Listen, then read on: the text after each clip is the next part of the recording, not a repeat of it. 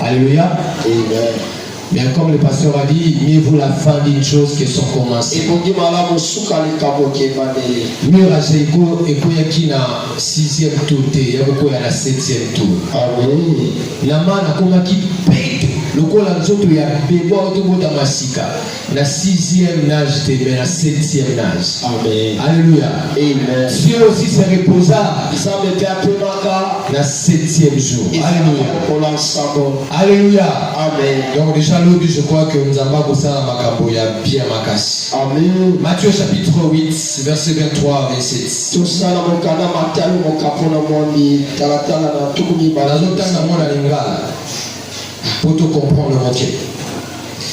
Bongo Yesu amataki na boîte mpe ba yekoli na ye balandaki ye. Na mbala moko mopepe ya makasi ebandaki koleka na ebale. Na ndenge ete mbonge ezalaki komata likolo koleka boîte. Kasi Yesu azalaki kolala pongi. Ba yekoli bapusanaki pene na ye mpe balamusaki ye. Balobaki nkolo bikisa biso tolingi kokufa. Kasi Yesu azongisaki bato ya kondima moke. Pona nini bozali kobanga? Atelemaki agangelaki mopepe na ebale mpe kimia ezongaki. Verset 27. Bato bakamwaki mpe batunaki. Yango moto oyo bato baza na Bible basouligner.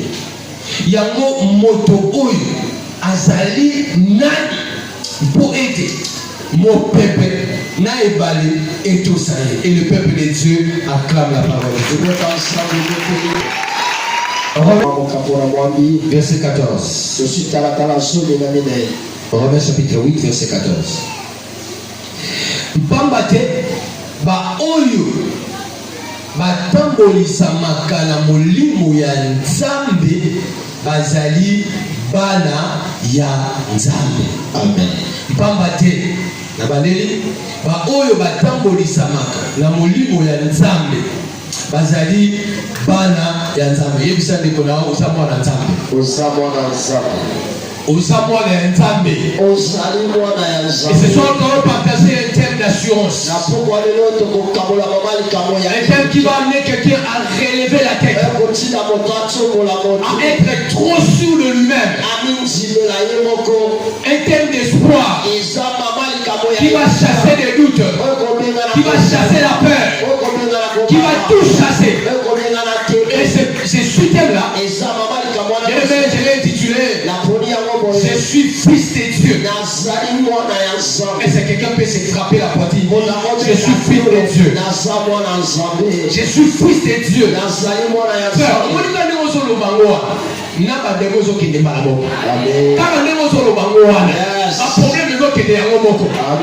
que là tu te dis réellement que je suis fils de Dieu.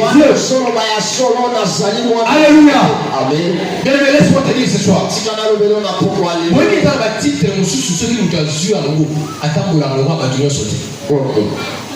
Ils ont un titre, nous sommes à Pessie. Yes. On peut raisonner le quoi à Moutinho sauté. On peut le quoi à Moutinho sauté. On peut agir le quoi à Moutinho sauté. Amen. Comment est le président? Tout à l'année, il est le changer. Comment est le président? Tout à l'année, ma carnicie, il a le changer. Même ma réaction n'a eu changé. Yes. Mais au niveau du nous avons le tu es son fils. Tu es sa fille. Tu n'es pas le fils d'un homme, mais tu es le fils de Dieu vivant. Alléluia. C'est vrai que bon délimine. C'est vrai que Nzambe a yoki.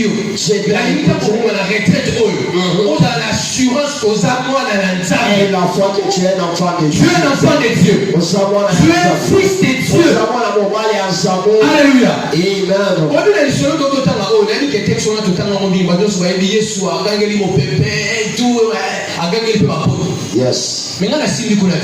Yes. Ce qui m'étonne c'est que on tout là tout le monde va tout dire. Les questions que les disciples. Quel est donc cet homme pour que même le le vent, que le lac lui obéisse. Motomo nani, oyo monge, na ebale, eso saï. Est-ce que quelqu'un me comprend ce soir? En d'autres termes, Batouana va vanité va réfléchir. Babi banda to botama, banda mokile salema, banda to tanga ba école. Maintenant nous tomona, muto sala makamo sikote. Amen. Et toi où tu Alléluia. Amen. Na l'école na ba école. Na tanga ba livre, na kutana ba messie na ba professeur na maele.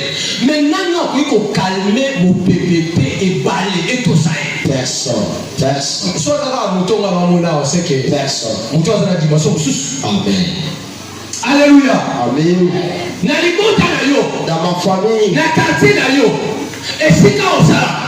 Nani o azana makoki comme nani wala faut calmer mon PPP. Nani. Est-ce que vous avez les yeux quoi? Jamais. Attends papa là yo. Attends maman là yo.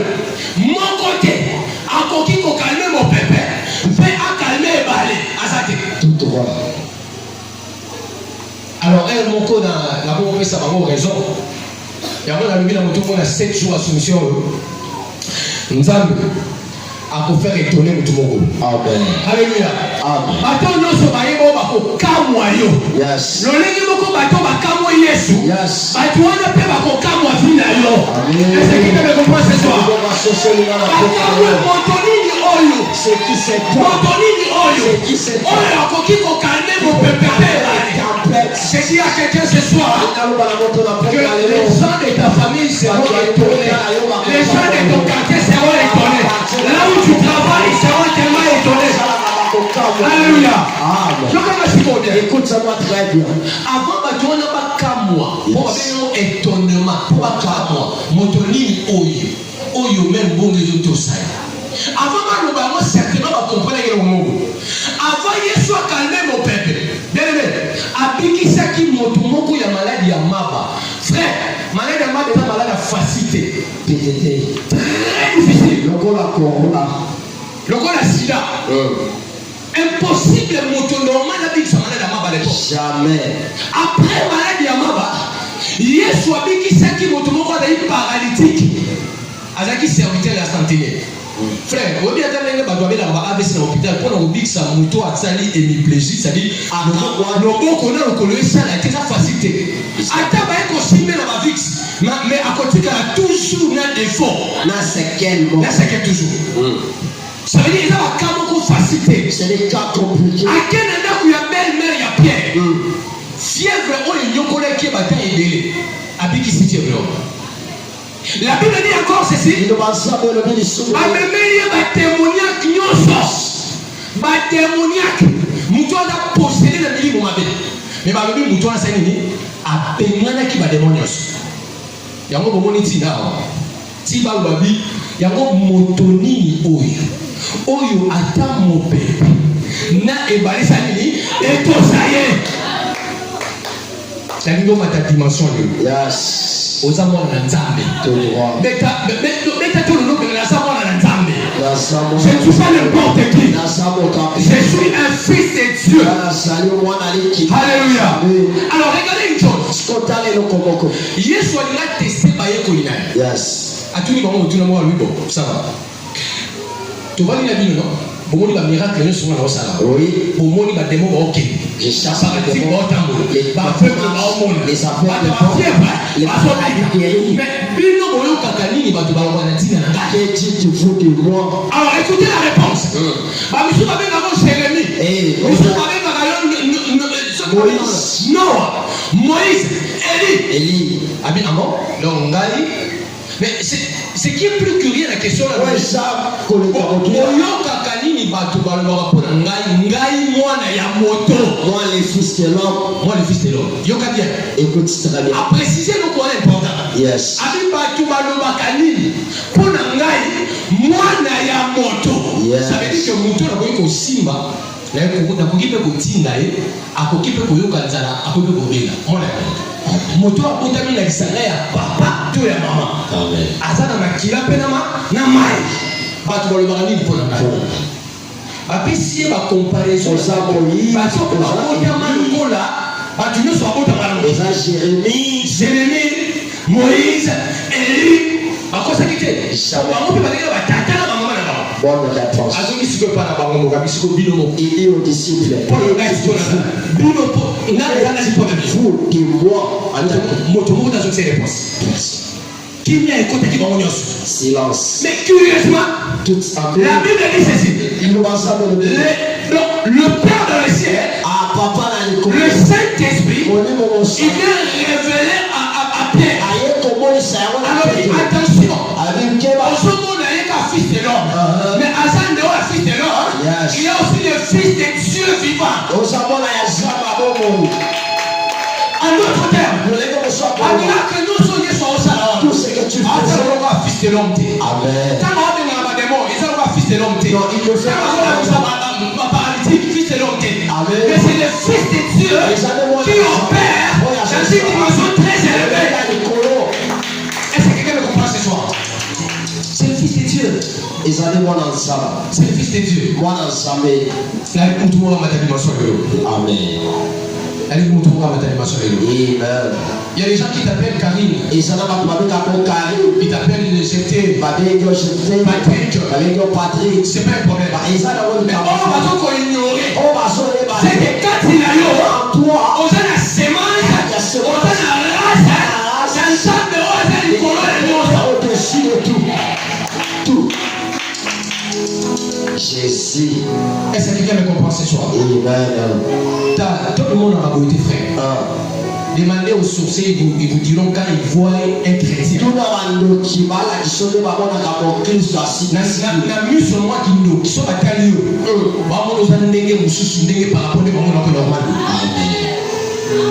Parce que tu es le fils de Dieu. Parce que tu es le fils de Dieu.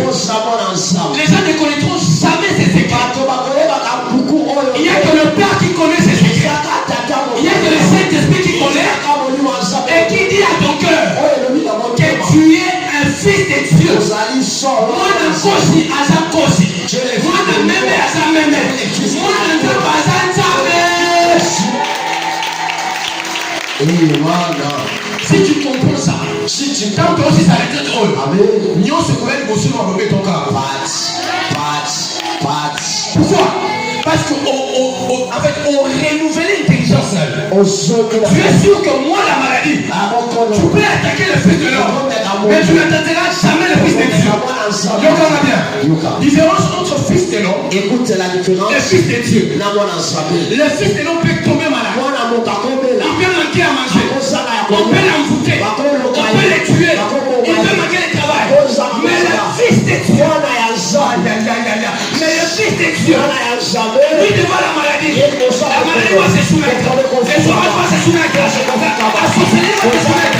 Parce que le fils de Dieu est devant le fils de l'homme. Alléluia. C'est ça la différence. Il y a un moment où il y a la Bible. Il y a ce dernier mois au Kinzala. Nous allons aller les fils de l'homme. Et ça n'est pas mais tant que comment on va faire des démons. Ascender au conduit. Après ça, on a fils de Dieu. Après ça, pour épée, ça veut dire qu'on a fils de Dieu. Amen. Alléluia. L'ongola est l'ogilacé. Relève ta tête. Essuie tes larmes, essuie tes larmes, frère. Essuie tes larmes, essuie tes larmes, ma soeur. Essuie tes larmes, ma soeur.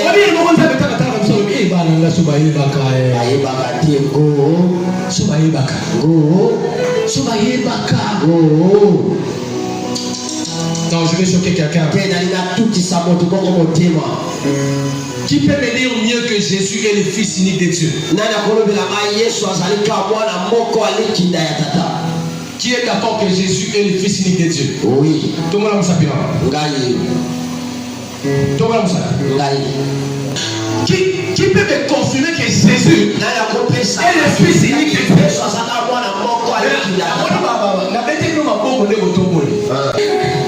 Non, il n'y a pas de point. Car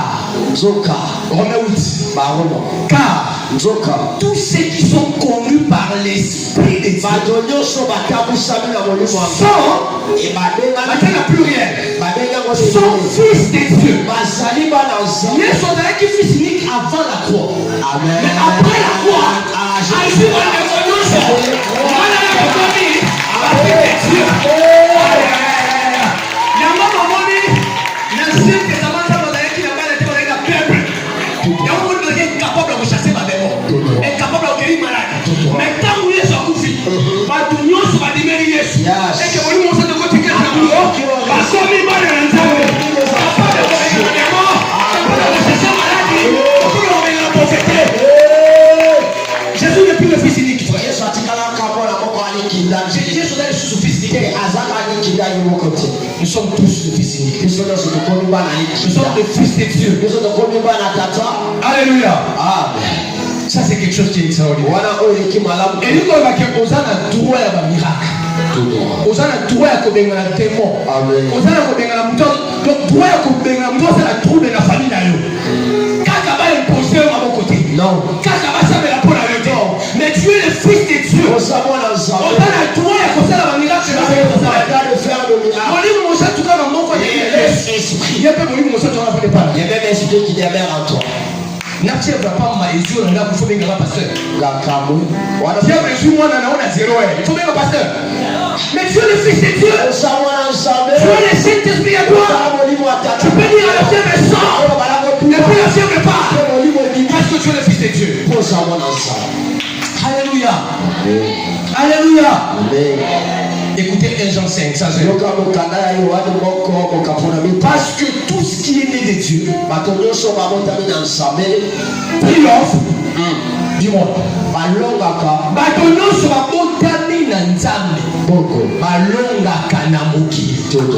vais dire à quelqu'un, lorsque la Bible emploie le verbe triompher, et l'homme a les lotés, les a payés à l'homme libéré. Alléluia. C'est-à-dire triompher, c'est-à-dire qu'on a la victoire, qu'on soumette. Pourquoi? Parce que tu es né de Dieu. C'est là comment côté de la vie. Pas d'amis. Parce que tu es né de Dieu. On t'a obligé à triompher. Amen. C'est quoi échouer dans la vie et la faute à t'embêter? Yes. C'est pourquoi on va bien à la célibat, on a été à faute à t'embêter, frère. Tout droit. Alléluia. Tout ce qui est né de Dieu triomphe. Écoutez encore Romains 8, verset 11, on a réellement ce qui va miracle est ici dans l'église parce que tout le monde nous sommes normalement et si il y a une confrontation à puissance cette année, il faut que tu aies un nani baza bana na nzambe na bana baba na nzambe te. Amen. Atala bakate na biso. Yes. Il faut différence à base dire que nganga soko a bongo lima e komi makila. Ba bengi ope obongo lima e komi makila. Mais tant que comme likambo ko changer poussière na basili. Baba ninye. Toto. Alléluia. Nganga bongo lima e komi makila. Yope obongo lima e komi makila. Banganga babwaki ba nzete na bongo ba nyoka. Yo pourquoi? Mais comme on a un moment où on a limité. Yo et qu'on a ça réellement yo ça est. Amen. Parce que ma caméra nous ça déjà la dimension ya ngangati. Déjà la dimension de colo. Amen. Toi la terre la confrontation par puissance. Au Dieu tout Dieu. Et dès ce moment pour la vérité frère. C'est ne plus le temps de pleurer. C'est ne plus le temps de se lamenter. Parce que nous sommes les fils de Dieu. Agissons comme les fils de Dieu. Agissons comme les fils de Dieu. Si vous voyez impact au monde dans le monde spirituel, vous comprenez. Je vais vous dire, et l'on montre les cassicots là. Je viens au bureau, je laisse ma quête sur le mail. Je n'ai pas compris. Na fungoli, na tika peke pas mon douté. Où la fungoli? Mais j'arrive là-bas. Na côté ma chaussette là. Oh. Bah il y a ma chaussette. Avec moi je trouvais ça peu banal. Mais bazooka na ngate. Bazooka a confrère moko a ça la sèche pas biso. Na tu me mon cher, yo tu vas chaussette. Tiens la bonne. Mais et quoi? On va chaussette que bon peut-être que ça soit pourquoi les bails. Tu fouiller bureau mon bateau ma chaussette. Alors je rentre à la maison. En tant que fils de Dieu.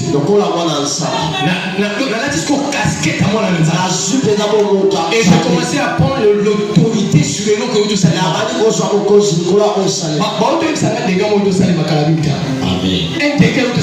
Yes. Mais qui est venu toucher au fils de Dieu?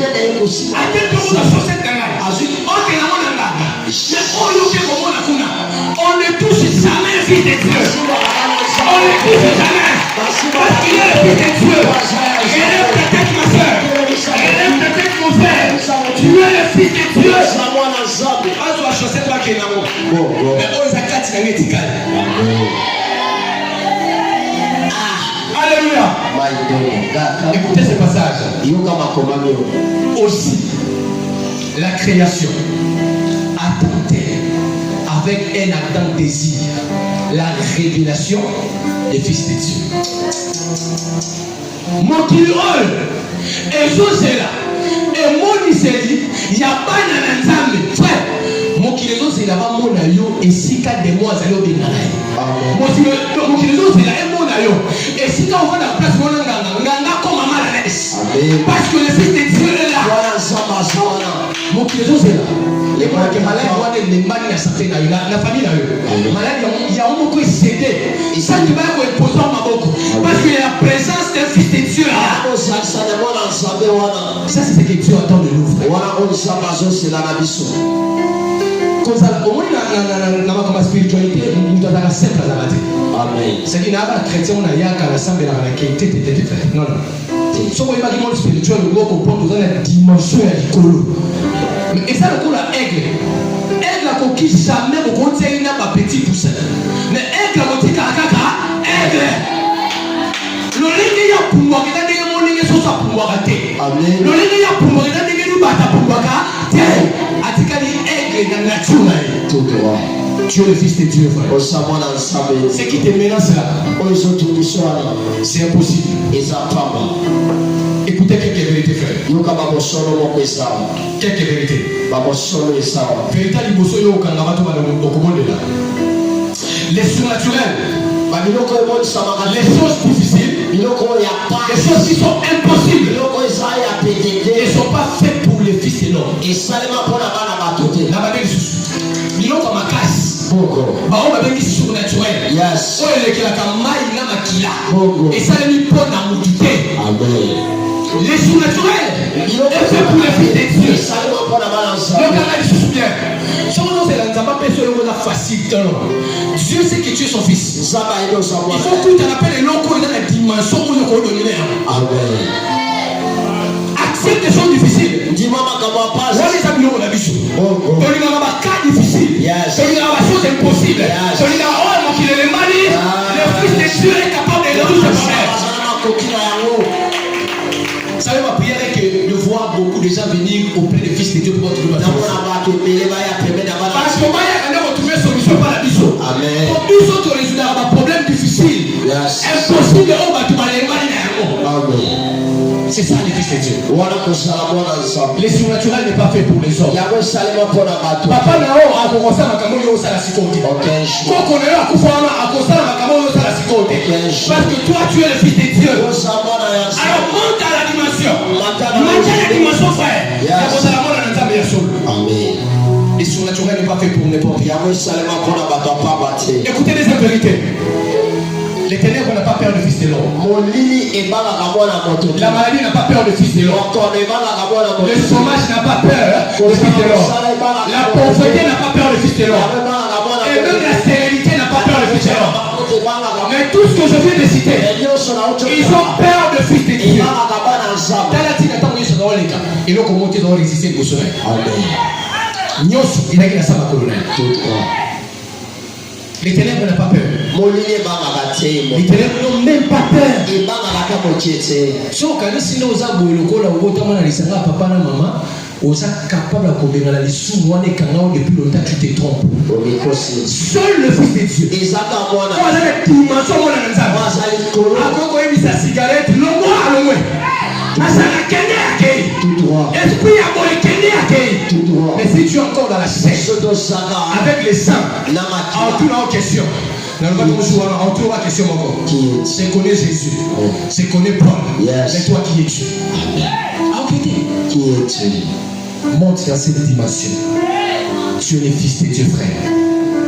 Tu es le fils de Dieu, ma soeur. Amen. Vous savez, je me rappelle encore un jour. Amen. Ceux qui ont brisé la vie d'ailleurs, au gros, ça va prier la finalité. Amen. À ta prière dans mon coucher, et qu'on change la situation. Amen. Alléluia. On m'appelle, j'étais ici à Yoki. On m'appelle que mon fils a fait une diarrhée et vomissement de balobi à soulever à 5 jours à la Amen. Par terre. Dans ma vie, quand que mon ami là que moi non. Ceux qui m'appellent le monde avec ces gars qui ont bouffé. Alors je s'appelle ma soeur. Elle sait jouer téléphone ça dans les tours. Il y a moi. Jouer téléphone au senior. Ça dans les tours il y a moi. Dans le minute. J'ai lui dit c'est pas une chose. Est-ce que tu peux t'arrêter? Arrête-toi là. Souki ça na wa. On a fait 5 jours à la rater. On est pas pour la rater. Na pourquoi mon limon na comme qui mamba. Ça c'est la dimension que Dieu attend.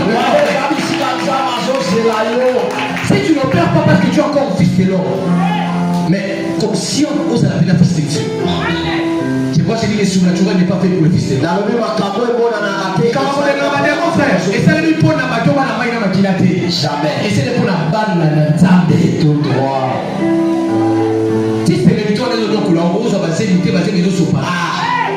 Au monde, on a la liste sur la moto. Mais si on a les motos, on a la liste sur moi.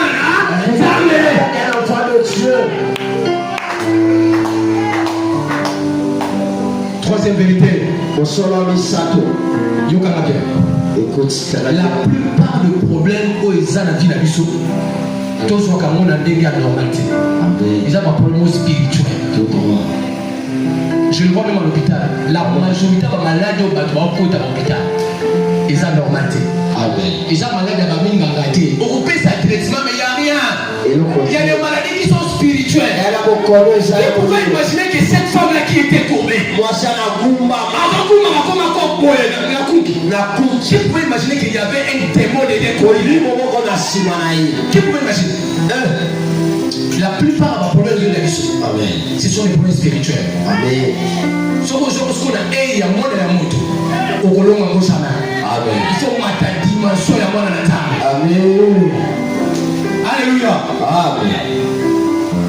Dieu est tellement bon. C'est comme ça que je vous ai dit. Nous avons pas pour pouvoir affronter les capacités. Amen. Il faut être dans la dimension de Nzambé. Est-ce que quelqu'un comprend?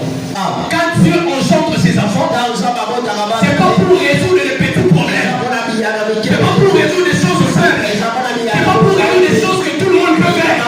Chaque personne qui sort travail dans la rue, nous avons un année. On est pour résoudre le fait de la vie. Comment est la dimension? Quand on était pour un zamba, bon, tout d'abord, on a fièvre là-bas, comment ça t'a mis la fièvre? Ça, c'est pas ça. Ton mariage, comment ça t'a mis mariage? Non, frère, non. Dieu, quand il engendre ses enfants, il m'a dit pourquoi il a eu sa carrière. Parce que nous avons les choses dans sa mère, mon nez. Quand on dit que qui es-tu, grande montagne? Qui es-tu?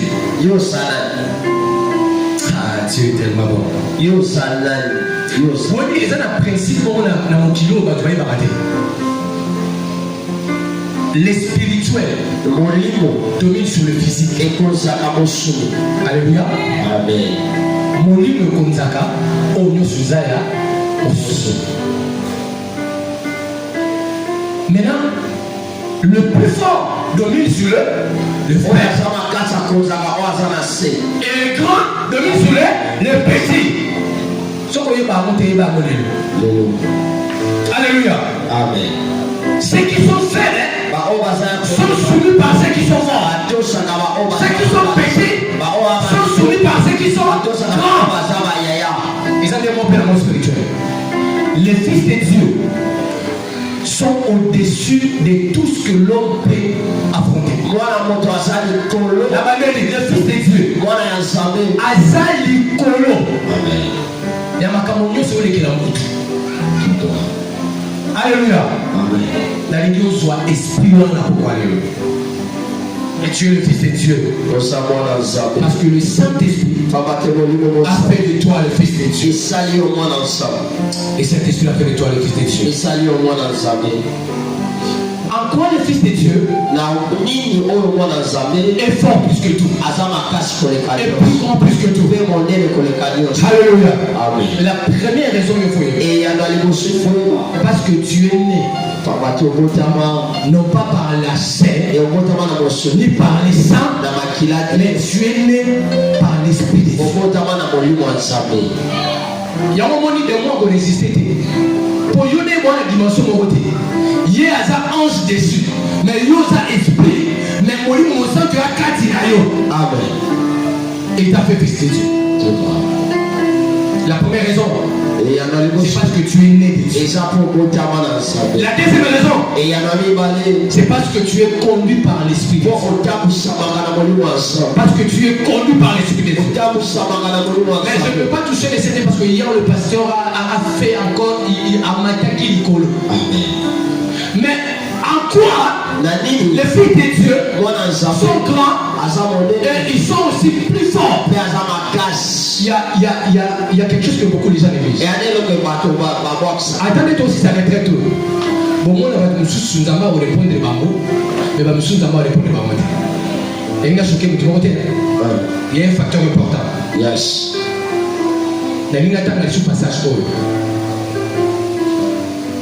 Parce que tout ce qui est né de Dieu, triomphe du monde. Et la victoire qui triomphe du monde, c'est notre foi. Alléluia. Amen. Combien les gens m'avaient dit? Quand ton capé nous a dit, mais est-ce que tu crois que nous avons la capacité de changer de vie? C'est ça le problème.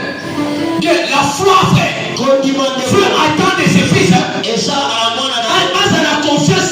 Attends l'organisation. Mais ils vont croire que Dieu fera quelque chose. Aussi sur le milieu artiste qu'on a été dans les mines. Merci. Quel est? Quand on dit que les gars, on va bénéficier de la boule. La foi est une ferme assurance. Est une ferme assurance. Dieu t'appelle à avoir la foi. Fais Dieu confiance. La problème on le savait pendant lundi.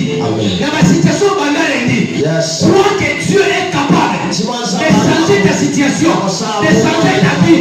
Mais si tu ne crois pas, et comme le va ils sont à Jésus, à Kangeli Bapo, pourquoi vous avez douté? Pourquoi vous avez eu peur? Vous mettez la mission de mon côté, mais à Silikaramaka, c'est quoi incrédulité? Alléluia. Amen. Qui nous m'a plutôt double péché et tout. Mais il y a quelque chose que Dieu s'énerve. C'est quoi l'incrédulité? Il ne suffit pas seulement de danser. Il ne suffit pas seulement de prier. Mais prier avec foi. Danser avec foi. Chanter avec foi. Sauter avec foi. Mais quand tu fais comme ça, tu touches le cœur de Dieu. Et le miracle se déclenche.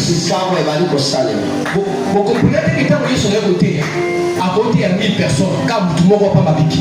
Amen. Bon, tu me sois avec qui pour la nuit. Est-ce qu'on a dit ma casse pour le bain? Jamais. Est-ce qu'on a dit meilleur pour le bain? Jamais. Il y a à capter le bain. Comme la Bible dit, la foi vient de ce qu'on entend. Et ce qu'on entend vient de la parole de Dieu. 7 Hébreux 11. Alors, il va dire la foi. Quoi il s'en va royaume? Pas moment va monter. Pas n'y a pas d'ennemis. Pas renverser par hôtel. Il y a rien à dire. Quand tu as la foi, tu es capable de tout. Si tu as la foi, tu es capable de tout. Tu es comme l'enfant. Vous avez mon pépé. Nous avons aussi quoi ça dit. Et c'est quand on a rouge, on a bleu. Amen. Quand les gens voient une noire, toi tu vois blanc. Et de quelle foi? C'est la foi de Dieu. Il y a une différence entre la foi en Dieu et la foi de Dieu. La foi de Dieu, Nzambe yemoko aobenga biloko ezalaka te esoma. Alléluia. La foi de Dieu veut dire appeler quelque chose qui n'existe pas à l'existence. Là, on va dire qu'on va sala programme ya doctrine. Là, on va dire on va préparer la lettre. C'est ça la foi de Dieu. Non, non, je vous arrête. Donc comment là ça va veste le quoi député. Là, ça va la veste. Chaque chose on va propre. Pour y être déjà que est l'intérieur. Et l'intérieur. Quand il a comme un député. Là comme un ministre. Là comme un gouvernement. C'est ça la foi de Dieu. C'est ça la foi. Dieu a dit que le monde était la lumière. Mais a dit qu'on a bien répété. Il a dit la poste à terre que la lumière soit. Il n'a pas vu la souffrance. Il n'a pas vu les difficultés.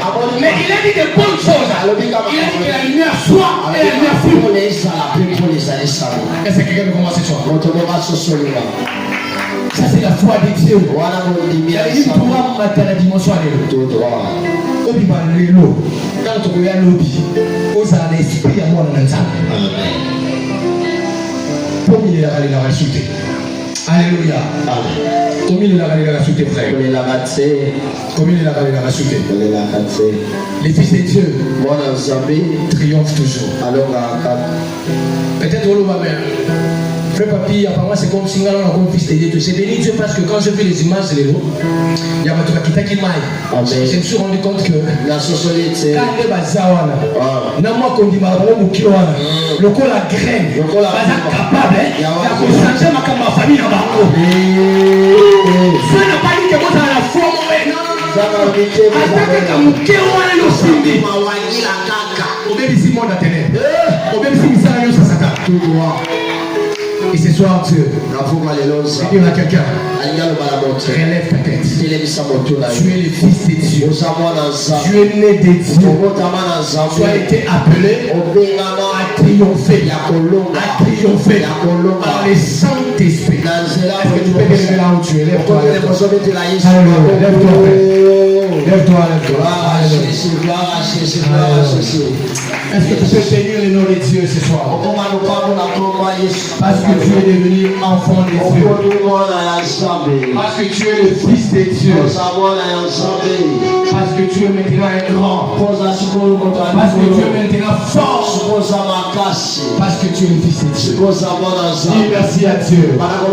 Seigneur, merci. Merci parce que tu m'as engendré. Merci parce que tu m'as choisi. Parce que je suis né de toi. Merci parce que je suis ta race. Merci parce que c'est un principe. Une sémence qui monte plus haut plus que tout. Une sémence dans une autre dimension. Yahweh, mes mangas la dimension au mes mangas la dimension au est-ce que tu peux bénir Dieu? Pas moi la commande, mes frères. Et personne n'a montré sur ta à la moindre ensemble. Et personne n'a ministre de susciter. Et personne n'a pas roi de susciter. Ma Seigneur de susciter. Et ça va bonir dans le Seigneur, au salut, ma bonne à la Seigneur, au salut, ma bonne à la